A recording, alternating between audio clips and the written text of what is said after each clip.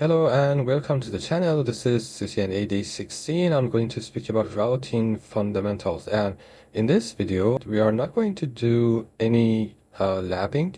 Actually, I'm just going to speak about the theory, and this is super important to understand. Otherwise, you're going to have a lot of problems, specifically when you are troubleshooting the network.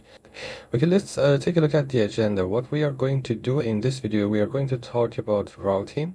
First of all, I'm just going to tell you what routers care about. So what is router actually doing? Then we have routing table structure. We are going to take a look at specifically the legend that you have in there, how you read the routing table, how you can understand whether the specific prefix is in the routing table or not. There are some codes related to each one of the prefixes in there. Then how routers are going to choose the best path is going to be another thing that you need to understand, based on longer prefix match, based on administrative distance, based on metric. We are going to see how these are going to affect the choice of best path for a specific prefix. And also we are going to talk about some high-level IP routing process, how the packets are going to be routed from one place to another place. Okay, so let's take a look at this. The first thing is talking about IP routing. So what is routing? How routing works? And if you remember, we were speaking about VLANs, and I talked about something that we called it inter-VLAN routing. I told you that inter-VLAN routing is a mechanism in which we can select a packet from one VLAN and send it to another VLAN. Let's just draw something here so that we can understand this much better. Okay, say I have a series of switches here. Say, for example, this is the access switch, and there is another access switch down here which are connected to different devices. Say we have VLAN red and we have VLAN blue, and then multiple links are there. Say here we have VLAN blue, we have VLAN red, for example, and we may have, for example, VLAN green as well. So these are going to, I'm not trying any more switches. You know that this is access layer, and then we have up there aggregation layer and stuff like that. But say, for example, there is a device connected to this VLAN red, which wants to talk to the device in VLAN blue. So these two are in different subnets, in different VLANs, in different broadcast domain. How can we just send packets from here to here? The reason we need to do that is normally we cannot really send packets directly from one VLAN to another one. So what we did was we had some process inside that we called it inter-VLAN routing. Okay, so inter-VLAN routing took some of the packets from here, or all the packets destined to the destination from one of the VLANs, and sent it to the other VLAN. Now think of this in a bigger picture. Say, for example, this is part of our network. So there is this network in here, and then I want to reach to a server up the internet. I want to download a file from there. So there is, let's say, a bunch of devices in between. I don't really know what these devices are, but I know that this is called ISP, or Internet Service Provider. I don't care about the internal structure of the ISPs for now, but what I'm trying to say is I want to send from my network to this server which is connected to the other side of the network. There might be, or there must be, some devices in between to make sure that this traffic could be handled the correct way. So that side of the network is not inside my realm, inside my let's say boundary, inside my enterprise. So I need a device which is called a router. A router receives the packets, then checks the destination IP address in its table. There is something that we call it a routing table. You remember my data table? Very much similar to that. We have a routing table. If we have a match for the destination, then we will know how we can handle that packet. Say, for example, I know where the destination is. Say, the destination is something like 1, 2, 3, 4.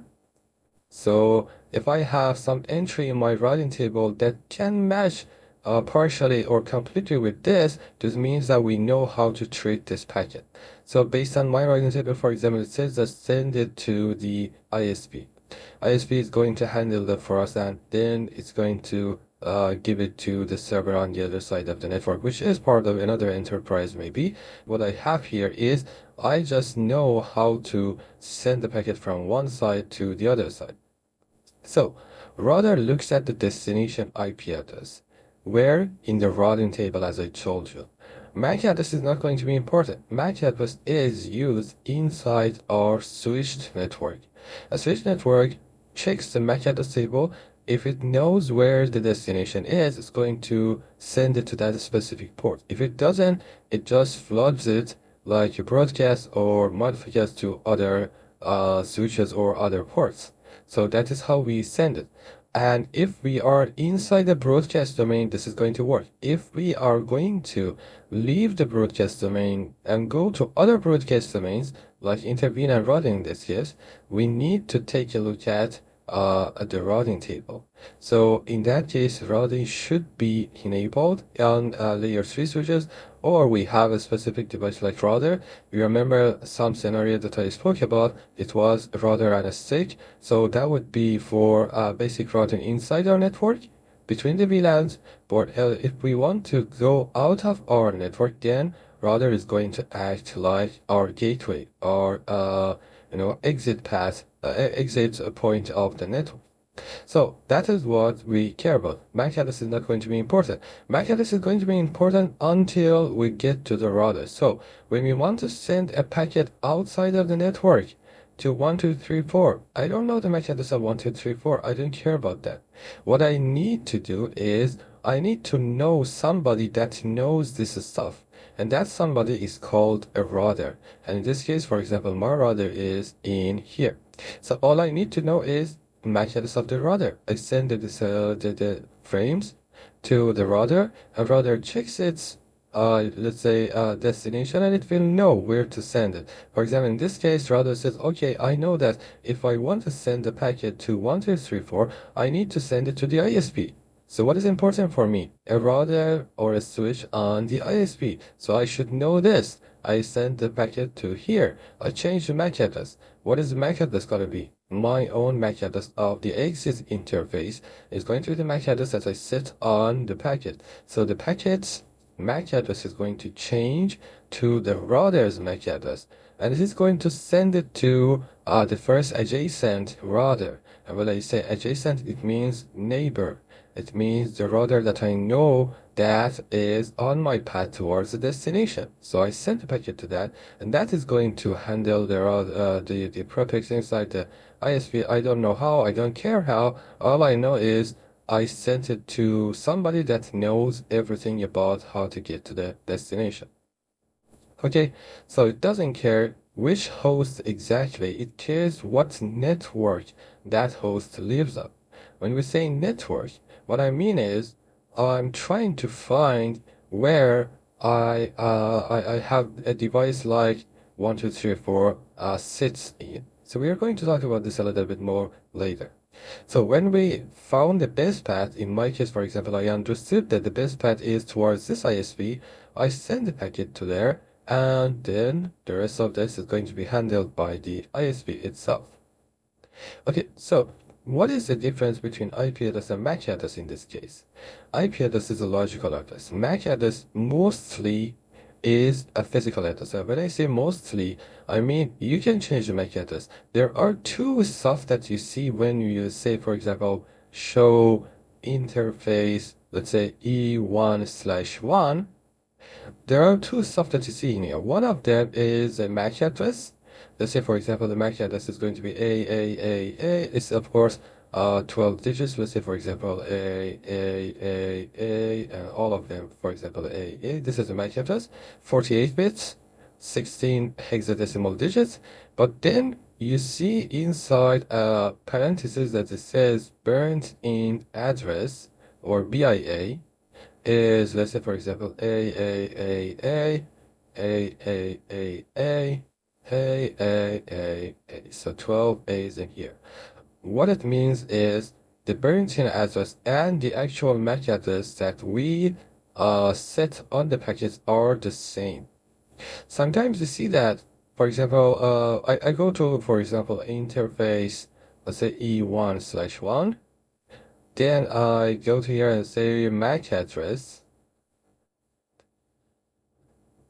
is going to be A, B.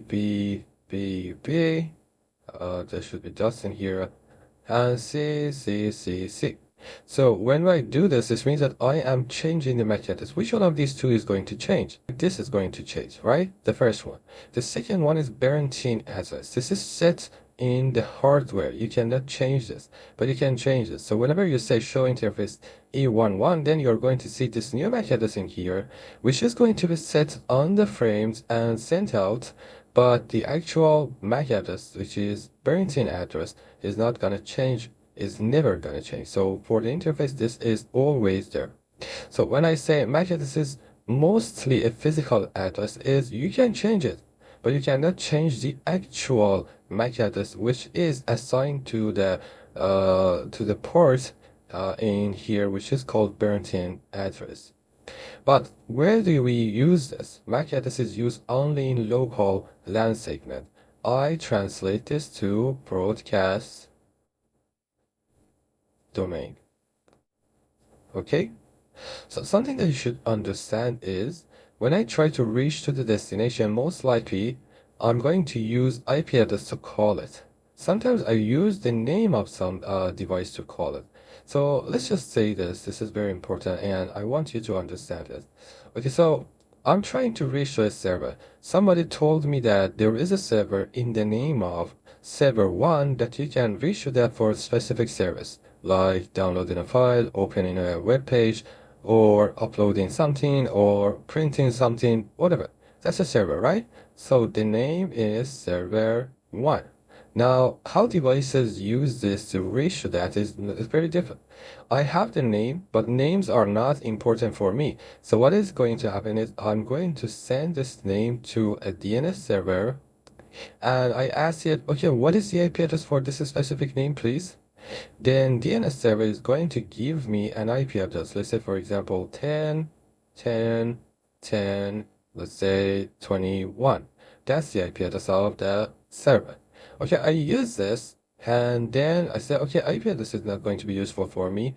I only know MAC address. So I'm going to start a process which I call it ARP. I sent an ARP message, and ARP message is going to be a broadcast that goes to every device, and all devices are going to receive it, but the actual device which is going to answer is going to be 10, 10, 10, 21. So that is going to tell me that, okay, my MAC address is A, and all the rest of the digits in here. Then I use this and set it on the header of the frame. So header of frame is going to be set with this specific MAC address, and I send it out. Okay, this is very valid in most cases. If I am in the same subnet as this device, as 10, 10, 10, 21, this is the process. But what if I am not in the same subnet? Maybe I am in 10, 10, 11 subnet. In that case, I need to send them a packet to a router. The router is going to, respond to me. In that case, I say, okay, I don't know this in my network because my subnet is 10, 10, 11. This is 10, 10, 10. How can I reach to this? What I need to do is, in that case, I check to see if I have a gateway in my network, and I send a packet to the gateway. If I am not configured with a gateway, then I cannot do anything. But if I am, then this is going to be the address that I send it, the gateway, which is the router. Okay, so router forwards based on IP. But the ongoing frame always uses a MAC address. What MAC address? MAC address of the router itself, or MAC address of the neighbor if the router is sending to the destination. MAC address never travels through the router. Like I said, router changes the MAC address. Okay, interesting. Now you know a lot about what routers do, what routing is, and how we just use this. I spoke about this a lot. You don't really need to go this deep for the exam, but understanding this stuff is very much important for you. Okay, now this is a very nice place to compare routers to GPS application. A routers knows the map of the network, who the neighbor is, and it continuously picks the best path based on what it knows. Okay, so see this. Again, I'm trying to draw something here. I am this network. Say, for example, this is my network, and there are switches in here, and these switches are connected to multiple devices, whatever this is. There is a router in here. Okay, this router says if you do not find the device inside this part of the network, then you need to call me. I am the gateway, and whenever you need to reach some part of the network, just call me. Send the packets to me. I might be able to reach to the network. Okay, so the router has a routing table. The routing table has some entries. These entries could be only a few, or could be up to multiple, many millions of routes. On the internet, we have more than 1 million routes in the routing table. So I have this many routes in my routing table, and if you tell me, for example, I am trying to reach to this server here, which is 1, 2, 3, 4, then I need to check my routing table to see, okay, where this might be. I have a map. What is a map? I know my neighbors. My neighbors are, for example, there is one here, there is one here, and there might be one here. All of them are connected to me, and they have sent me some information. Based on that information, I have populated this routing table. And based on that information, I will check to see if 1, 2, 3, 4 is reachable via any of them. So I can check my routing table. I see, okay, one of them has a path towards the destination. Let's say, for example, this router. Then I'm going to send the packet to this router. And I don't care whether this router can, what this router is going to do after that. So that is going to find its own neighbor, and that neighbor is going to find its own neighbor, and finally this is going to reach to the destination, which is going to be this one. But through all these neighbors, we have populated some table, which is routing table. Based on that, we know where to send the packet. Sometimes we don't know. If we don't know where to send the packet, then we cannot do anything. When we say destination is unreachable, we cannot really do anything about that. So, which networks exist? Destination networks. So, which neighbors can reach to those networks? All possible paths towards those remote networks. Which path is currently the best one? Because I might have multiple paths towards the destination. Let's say, for example, I can reach to 1, 2, 3, 4 via router 1 or router 2, or maybe even router 3. Which one is the best one? Let's say router 1 has the best path towards the destination. Now, deciding which path is best path depends on the type of protocol that we use. But in this case, I don't really care. I just say the base one, and one of them is this. And finally, how to keep this information fresh. This means that after some time, I might refresh the information, I receive new information, I delete the old information, or I update the older information, or sometimes I go with the static routes. Now, static routes sometimes are necessary, sometimes are just a waste of administrative force. So you just think about the design of the network, which one is necessary for you, you just choose it. And you should never say that static is bad, dynamic is good, or static is good, dynamic is bad. There is nothing bad or good in networking. Always check the advantage and disadvantage of that specific thing for your own network. Based on that, you can decide which one is going to be useful for you. So what is important for you is rather talk to other routers, and then they can update a map of the network, and based on that, they can decide where to send the packets. Okay, what is the structure of a routing table? Now, next video, I'm going to show you the actual routing table, but in the routing table, there are some stuff that you need to understand. The first thing that is important for you is this, where the destination network is, and there is going to be a subnet mask for that. So for example, I might have multiple entries. One of the entries could be, for example, 10, 10, 10, 0/24. So based on this, I can say If I want to send a packet to 10.10.10.201, this is going to be a good entry because I know that it exists in this specific, let's say, network. The other one is next hop IP or outgoing interface. So if I have next hop IP, then I need to go one more step to find an outgoing interface. But sometimes it says, for example, via E11, or you can see another entry, for example, for the same thing, 10, let's say 11, 0/24. It says via, let's say, 10, let's say 10/201, for example. Okay, so you might have such an entry in here that in this case this is a next hop. In this case, this is a next interface, outgoing interface. If we have a next hop, then we need to go one more time.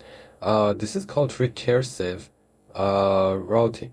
This means that because I see this now, I need to know where 10.10.10.201 exists. So I take a look at my routing table again, and I can see, okay, 10.10.10.201 exists in 10.10.10/34. I can send the packet towards E11. So that is what we are going to talk about this later. But right now, you can see that we can have next hop or we can have outgoing interface. The next thing is administrative distance.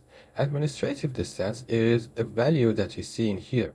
So it says, for example, administrative distance, you should really know about this. Let me just write some of the most important ones. So ADs are set like this. Static routes, if you do not change the default, they're going to have 0 or 1 based on the platform. Say this is 1.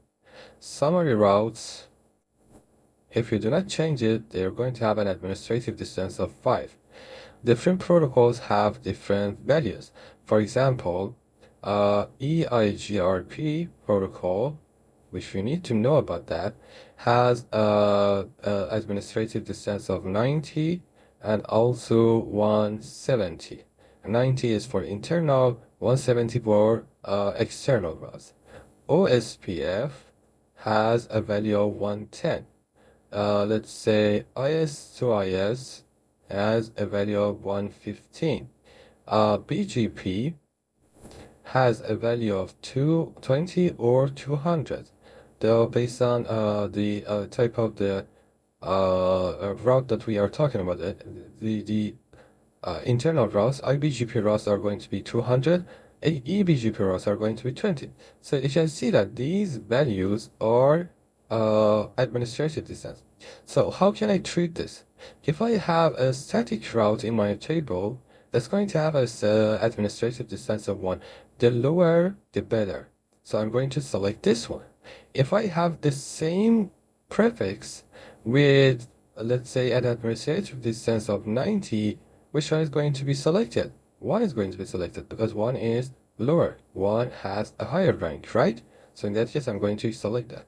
Or let's say, for example, I have a prefix via EIGRP and OSPF. Which one is going to be selected? If it is EIGRP internal, that is going to be selected. If it is external, then OSPF is going to be selected. So based on administrative distance, I can select something, one of these entries. And what about metric? Metric means that how good the path is. And the different protocols, of course, create different types of metrics. So we are going to talk about this later in detail, but you should know that that's going to be another value that you have in here. Okay, the next one. There are some codes in routing table. These codes, again, are very, very important. So sometimes you see something which is called a connected route. Sometimes instead of connected, you see direct based on the type of device that you are talking about. So connected is going to be the networks which are directly connected to the interface of a router. The other one is going to be local. Local is a /32, like, for example, a loopback interface. Statics are manually configured routes, like I said. And then we have some more things. For example, something that is learned through RIP we are going to see an R in front of that. Something which is learned through OSPF is going to have an O in front of that. And something learned by EHRP is going to have a D in front of that. So this first letter is going to tell you how you have learned this route in here. The next thing, for example, is an example in here. The C10.10.10.0/24, this means that this is connected interface. Let's say, for example, gigabit Ethernet 00. So it is connected to gigabit Ethernet 00. So C means directly connected. /24 is the mask. 10.10.10.0 is the network ID. Outgoing interface is going to be G0 in this case. Okay, the next one is LPM or longest prefix match. I might have multiple same prefixes with multiple, let's say, subnet mask. If if we have /32, which is the longest, for example, for an IPv4, is going to be preferred for the same prefix with /30 or same prefix with /24. So the longer prefix always wins. Always wins. It always prefers the most specific network. Later you're going to see this. We're going to talk about this, and always wins is a keyword that you need to remember forever. And router matches from most specific to least specific until it finds a route. So I try to figure out which one is going to be the best, and when I have multiple, the best one is the one with the longest prefix. And there are examples. For example, I want to go to 10.10.10.0, 10.10.10.0, or let's say 10.10.10.30. I can use 10.00/8. This is a match. This is part of that. 10.10.00/16 again is another match. 10.10.10/24, that's the best match that I have, so I'm just going to select this one. You can see that I have 3 different routes, but this one is going to be selected for me. So the next thing that you need to know is how IP routing is done, or the process of IP routing. I'm just going to go through the slides, and then I'm going to speak about that. So end host creates an IP packet with source and destination IP. Source and destination IP. That means that I have this packet which is the data. Then I'm going to add an IP header to that. In that IP header, I have a source IP and destination IP. Then I'm going to add another header, which is going to be the MAC header, or layer 2 header. It's going to have a destination MAC and a source MAC.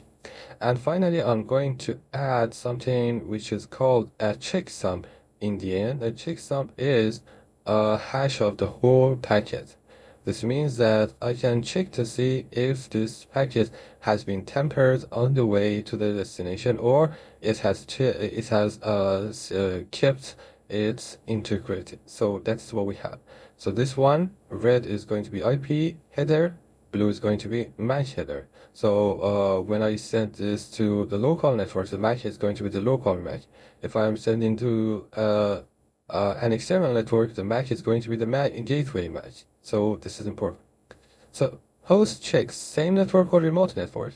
If this is the same network, IP header is going to be it's not going to be used because we normally know the MAC address, right? So that's going to be used. If remote, we send it to a default gateway. Then MAC address is going to be the destination MAC. Of course, it's going to be the MAC address of the default gateway, which is the router for us. Okay. Router checks routing table. And after that, tries to match the network with one of the stuff in the routing table. So if there are multiple, then they are going to check, it's going to check LPM or longest prefix match, administrative distance, and also the metric. All of this, of course, lower is better except this LPM. LPM is higher better. So we have /32 is better than /30. Router rewrites the frame. This means that it's going to change the destination MAC address and here, and it's going to then send it towards the destination. The MAC address is going to be changed. And finally, repeat at each hop until it reaches the destination. Each hop means a router on the way. So whenever we send this packet to another router, the other router is going to receive it. It's going to change the source MAC address to itself and destination MAC address for the next router and send it towards that until it reaches to the destination. I spoke about the process of RPing whenever we don't know the destination MAC, and in-host never knows the router's whole routing table. In-host and in-host, we don't really keep any information about different networks. This is the duty of the router. It only knows its own default gateway, and before sending to the gateway, it uses ARP to learn the gateway's MAC address. Frames on the wire always use MAC address. IP is inside the frame, like I showed you in the previous slide. And inside the router, of course, forwarding is going to be done. Now, previously we had different types of forwarding, but all of them have some similarities. We have FCS, which is the frame checksum I showed you in the end of the packet, and the destination match. Let me draw it one more time. That's going to be better. So this is the data that I am sending. Then I have IP address of the source, which is me, destination, which is destination, whatever it is. Then I'm going to have a MAC address of source and destination, and finally I'm going to add a checksum to the end of this to make sure that the packet is not tampered and it has the integrity. So when we receive it, we are going to strip the layer 2 header, look at the IP header, we do the routing table lookup, build a new frame for the outgoing interface, check the LAN and change the checksum actually because the frame has changed, and then send the packet towards the next hop. Okay, so what do I do when I am a router? Let's say I am a router. I have a routing table in here, and then based on this routing table, I'm just going to send the packets outside. The first packet reaches to me. I check my routing table, then I change the information, and then send the packet out. Okay, so this is what I have as the overall process. But inside the router, this is done via 3 different ways. The oldest way was process switching, which means that every packet individually was checked, the source and destination, and then the new information would be added to that. This was very CPU intensive, right? Very CPU intensive. Then we said, okay, why do we do this for every packet? Lots of packets are here that are very similar to each other. So I'm going to cache the result of my search. Then if I see a packet with the same source and destination, I'm going to use the information in my cache. That is much faster, right? This is called fast switching. The previous one was process switching. It was CPU intensive. This one is less CPU intensive. And finally, Cisco said, oh, this is not, again, very, very efficient. I want to find the super efficient way, which is called Cisco Express Forwarding, or CEF. Now, this has a very different structure. It has an extra table, and that is going to be used for sending a bunch of packets with the same information added from the router. And this is super, super fast, super high speed. And we use this. So CEF is always enabled on the devices. Cisco devices, that is the best way to, send information outside. Okay, so you can take a look at these questions and answer them for yourself. If you could answer this based on what I told you, you're good. If not, take another look at the video and check the answers. Okay, so that's it for today. I hope you have found this informative. Please like and subscribe to the channel. Share this video with your friends. Hit that bell button so that whenever there is any video, you are going to receive a notification. And also, it would be nice to press that super thanks button out there. Hope to see you again, and bye for now.